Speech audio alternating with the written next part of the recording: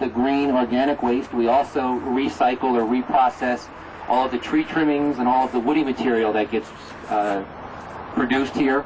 And they did some of that this morning, and they make these wonderful wood chips that people put in their pathways to keep the weeds down. So that's what those couple of little folks over there around the corner were doing.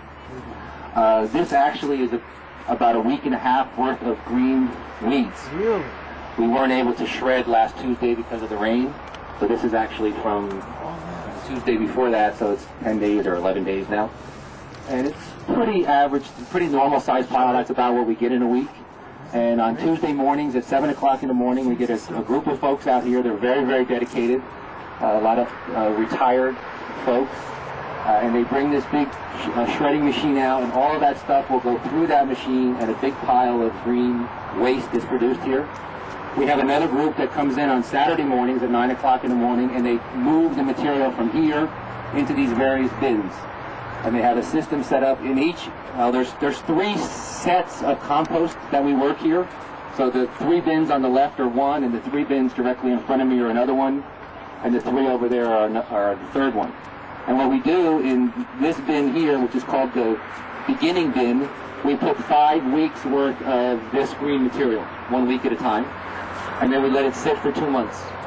We get a group of guys and sometimes girls who come in with pitchforks, and they move all the material from one bin to the next. It sits for 3 more months. We get another group of folks who come in and do it 1 more time. It sits for 3 more months, and then 9 months later you have the remains of what's left in this bin. And as soon as that bin is completely empty, they will open up the next one, and then when that one's empty, we open up the next one, and we have pretty much a never-ending cycle of compost available to all the garden members. We're also very fortunate in 2000 to the very large chipping machine to further expand our composting program was acquired through a grant from the Ralph M. Parsons Foundation. Ralph Parsons was a engineer and a designer. He lived over in Pasadena, and when he passed away, he founded a foundation, a philanthropic foundation that works with nonprofit organizations mostly in Los Angeles. They do a little bit of stuff outside. They do a lot of Huell Hauser stuff. You mentioned Huell Hauser earlier. They support him, and they do a lot of stuff on PBS. They were very nice to us, and they gave us a grant to acquire that big chipper shredder to further expand our composting program. And in 2002, they gave us a second grant to obtain a small tractor that we also use for our composting. So we're pretty sophisticated for a community garden. But it's definitely something that we're very, very proud of here. I believe someone will talk about it later this afternoon today. This used to all be done with shovels. And they would take all of this material and they would just chop it up with a shovel and they would compost it. So we've come a long way from that. How long have you had your shredder? We've had this shredder about 10 years. And we have another very small shredder up at the top, which is probably something that you have at home. It's like an 8-horsepower motor. We actually shred all of the stable waste. In addition to aging it, we put it through a shredder which just sort of chops it up and makes it very fine and makes it a little bit easier for the people to work with.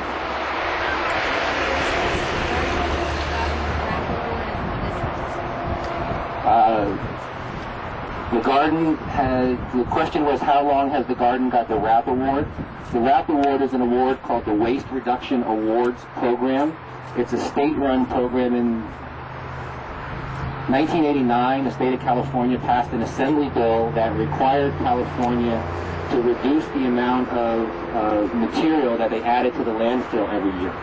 And they created an organization called the California Integrated Waste Management Board to oversee these specific goals. By the year 2000, they had to reduce by 30%, and I think by 2007, they have to reduce by another certain amount of percent, and in 2012, they have to come up with this final goal or something like that. So the California Integrated Waste Management Board created the RAP Awards in 1993 as a way to recognize California businesses and nonprofits that voluntarily took efforts to help reduce waste.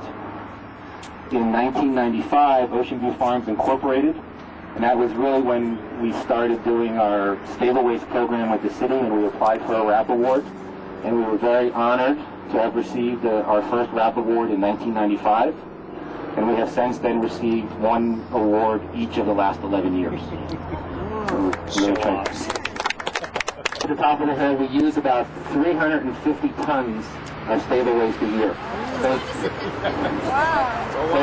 Those big green trucks hold about 15 tons of stable waste, and we use about 2 of those trucks a month. Wow, that's incredible. We do mix it in, some of it's here, we mix it in with our compost, but a lot of it is just directly put into the garden. So again, I know some of you have already sort of self-guided, but we encourage you to walk around for a little few minutes. There are a bunch of garden members that are in their plots. We encourage you to say hello. If you have any questions, they will also be very happy to help you. And we look forward to seeing you all back at 12 o'clock or shortly thereafter for lunch. Thank you very much.